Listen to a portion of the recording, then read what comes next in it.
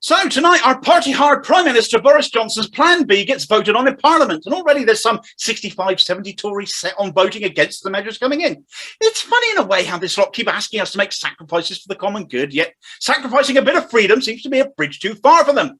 Their main beef, causing them to go a little bit Braveheart over this, is proof of double vaccination being required in order to access certain venues, such as nightclubs. Now, critics are complaining it discriminates against the unvaccinated.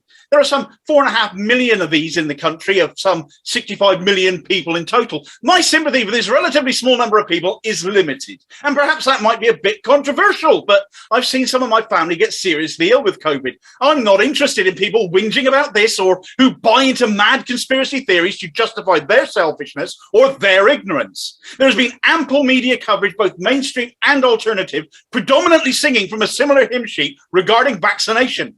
Get it done, or we'll never see an end to this crisis. The only exemption here should be for those who legitimately cannot have it, and again, provide such people evidence to prove that, so that their freedoms are not unjustifiably impinged. Now, of course, the government are going to screw this up and undermine themselves here, and they're doing that by a daily negative LFT result being required to allow you to skip isolation. If that isn't asking for trouble, I don't know what is. Those tests have never been brilliantly accurate, and if you were to test positive the next day, how many might you have infected? The aforementioned COVID passes are actually undermined as well, since you can obtain one of these via a negative LFT. So as much as this concept, used specifically for controlling COVID, doesn't offend me, its potential implementation does.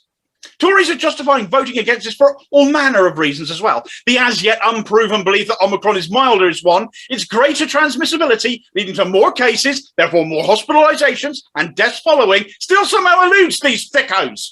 The thought of people working from home is anathema to them, despite it often being a more pleasant environment on the basis that not everyone can. Well, some can, and that helps reduce transmission. So if you can, why not? And include school kids in that as well.